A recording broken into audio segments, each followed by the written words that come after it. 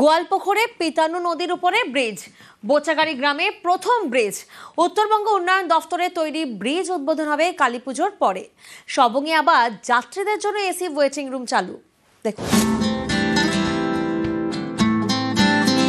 উত্তর দিনাজপুরের গোয়ালপুকুর, এখানকার বোচাগাড়িতে পিতানু নদীর উপর উত্তরবঙ্গ উন্নয়ন দপ্তরের তৈরি ব্রিজ। সেতুর দুদিকে নতুন অ্যাপ্রোচ রোড। কালীপুজোর পরে এই সেতুর উদ্বোধন। আমাদের গ্রামে গ্রামে যোগাযোগ হচ্ছিল না, আমাদের 4-5টা গ্রাম এখন যে এক জায়গাটা হতে পেরেছে, এর আগে হতে পারতো না। আমরা যে যেতাম পঞ্চায়েত যেতাম, আমাদের হাই স্কুল গুতি আমাদের বাচ্চা যেত 15 কিলোমিটার ঘুরে যেত, কিন্তু এখন আমাদের 1.5-2 কিলোমিটারে যাচ্ছে। সবাই খুশি আছে এখন। আমরা তো অনেক খুশি বোধ করতেছি, কেন যে এই মতো আমরা আগে কল্পনা করতে পারিনি যে আমাদের বোচাগাড়িতে এই মতো একটা ব্রিজ হবে। এখানে তো আশেপাশে প্রায় 10 থেকে 15টা গ্রাম আছে, এখানে প্রায় 10 থেকে 15,000 লোক এখানে লাভ অর্জন করবে এখান থেকে করতে পারছে। একদিকে গোয়ালপুকুর, আরেকদিকে চাকুলিয়া, দুই এলাকার মাঝখান দিয়ে বয়ে গিয়েছে পিতানু নদী।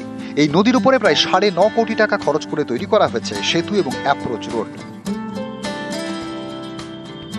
7 কোটি টাকা তখন ব্রিজ ছিল, এবার 2 কোটি টাকা দিয়ে অ্যাপ্রোচ রাস্তাটাও করে দিয়েছি, আর ব্রিজটা ভালো হয়ে গেছে। আশাবাদী আমি, লোকগুলো উপরে উপকৃত, আর লোকগুলো আপনার যাতায়াত শুরু করে দিয়েছে।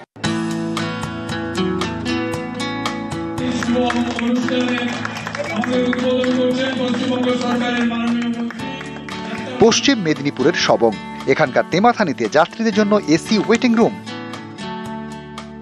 সবং থেকে মেদিনীপুর, ডেবরা, পটাশপুর, কলকাতা যাওয়ার বাস চলে।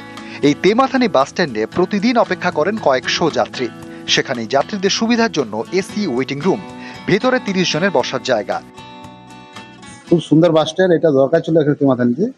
তা আমাদের জন্য, আমরা যখন দুপুরবেলা আসি খুব কষ্ট হতো, এসি টেসি লাগিয়েছে, ভালো, একদম ভালো, খুবই ভালো, মানে আমাদের খুবই ভালো লাগছে। এটা পিডব্লিউডি করে দিয়েছে এবং ওই প্রতীক্ষালয় এবং তার সঙ্গে থাকবে ল্যাট্রিন, স্নান করার জায়গা, ছেলে মেয়ে আলাদা, এবং এটা মানুষের কল্যাণে কাজে লাগবে। মানুষ উপকার পেলে আমাদের আনন্দ।